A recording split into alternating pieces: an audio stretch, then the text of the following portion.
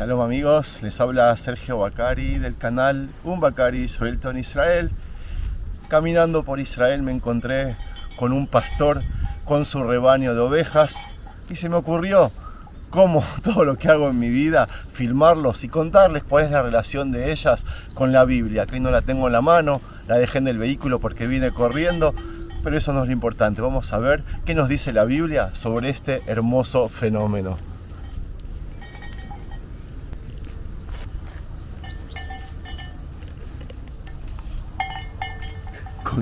¿Conocen esos momentos que queremos gritar de alegría pero que no podemos? Eso es lo que estoy viviendo ahora. Me gustaría gritar por haberme cruzado con este fenómeno que estoy seguro le va a gustar a la familia del canal, pero de hacerlo me quedaría sin fenómeno, porque todo el rebaño se escaparía.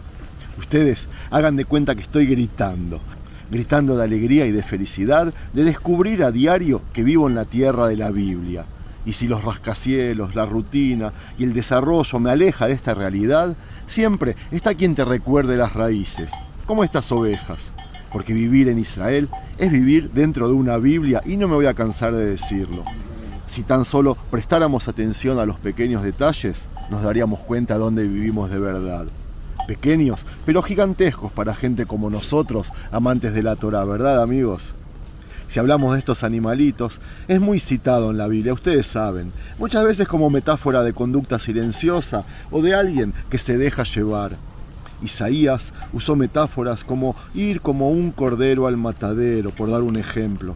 O cuando dijo que convivirá el lobo con la oveja al describir una óptima armonía aquellos días del paraíso. Lo que quiso decir es que habrá paz entre el animal salvaje y su presa. Estos animalitos, a mi opinión, se merecen mucho más respeto por todo lo que le da al hombre, tanto en tiempos bíblicos como en nuestros días. Muchas veces este animal fue comparado con el hombre, en especial cuando hablan de rebaño o de alguien que sigue a un líder. Y si dije líder, ustedes saben que muchos líderes espirituales son llamados pastores hasta el día de hoy. Pastores eran en la antigüedad quienes conducían los rebaños.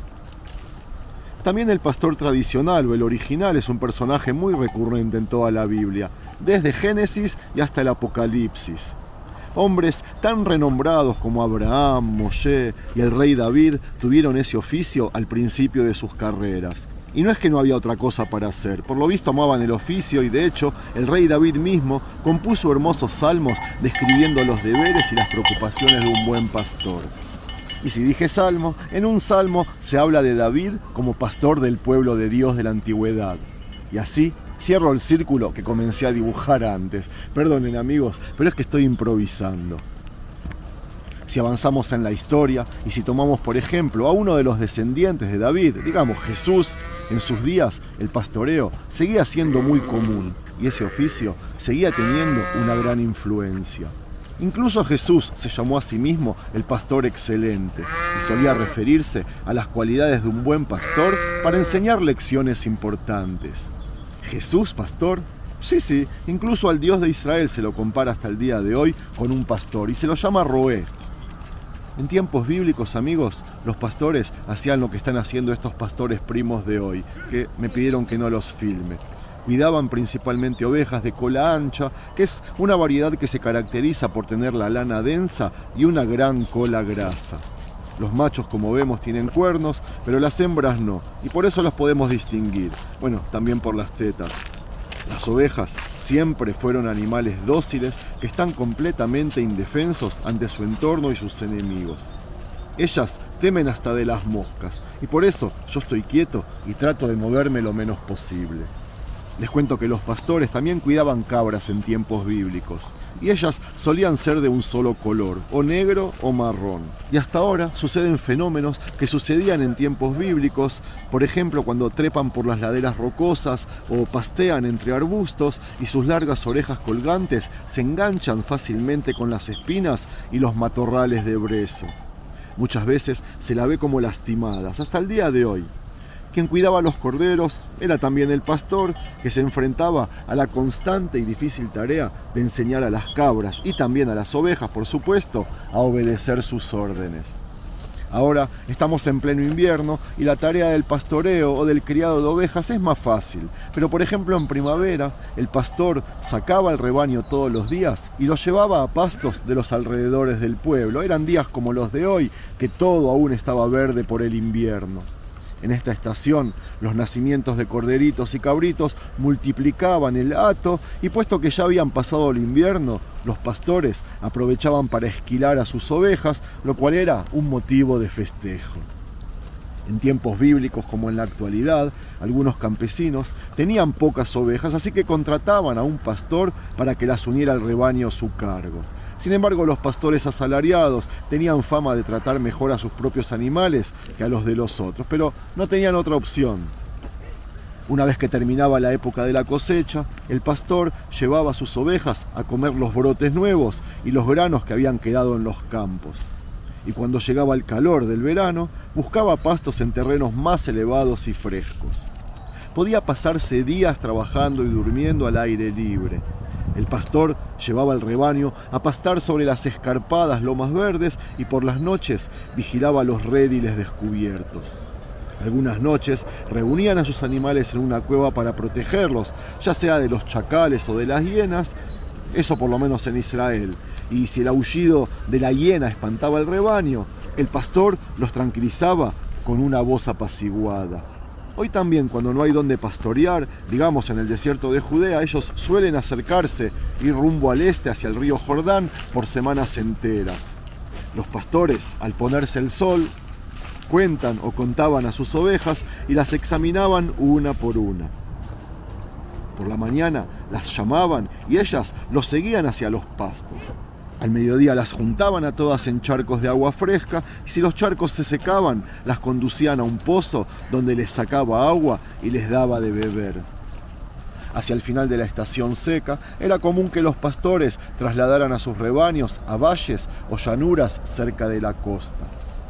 Y cuando comenzaba el frío y las lluvias, regresaban con ellos a casa para que pasaran el invierno resguardados.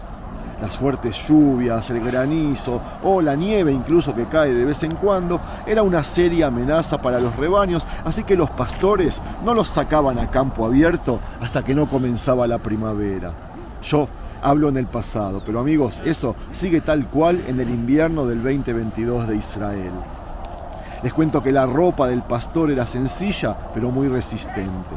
Para protegerse de la lluvia y de la brisa nocturna, el pastor solía usar un manto de piel de oveja con la lana hacia adentro, como las que vestimos hoy de moda, y debajo se ponían una túnica.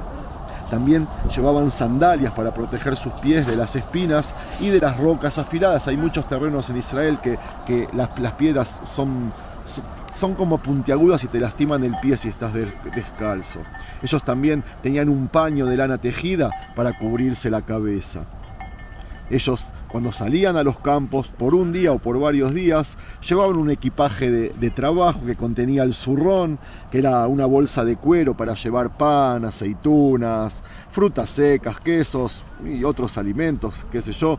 Tenían una vara, un garrote de 1 metro de 3 pies de largo que llevaba incrustados fragmentos de roca de pizarra. Eso se usaba como una especie de arma. Además tenían un cuchillo, tenían el cayado para apoyarse al caminar y para escalar, y un odre para llevar agua, por supuesto. Ellos también tenían un recipiente plegable de cuero que lo usaban para sacar agua de los pozos profundos cuando no había al aire libre, y además todos conocen la honda del rey David. Los pastores usaban hondas para espantar depredadores o para impedir que las ovejas o cabras se separaran del rebaño lanzando piedras cerca de ellas. Estoy viendo al pastor que está haciendo eso incluso ahora. Muchos pastores tenían una flauta de caña que era para entretenerse ellos mismos o para tranquilizar a los animales con sus melodías.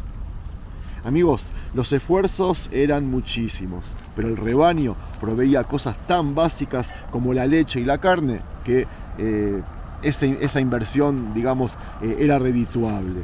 La lana y la piel se utilizaban para hacer ropa y odres o como artículos de trueque en esas épocas. También se confeccionaban telas con pelo de cabra. Y además, no me quiero olvidar que tanto las cabras como las ovejas se usaban para hacer, sacrificios.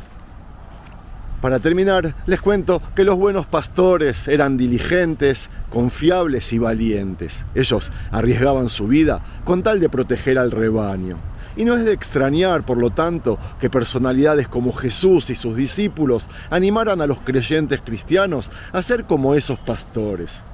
En la actualidad, los líderes espirituales de la congregación cristiana aún se esmeran en pastorear, entre comillas, el rebaño de Dios bajo su custodia, no como algo obligado, sino de buena gana.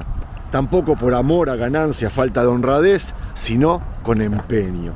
Listo, amigos. Por ser un video improvisado, creo que me salió lindo, así que lo voy a publicar. Si hay alguna crítica constructiva, háganmela saber. Gracias por haber llegado hasta este punto del video. Shalom.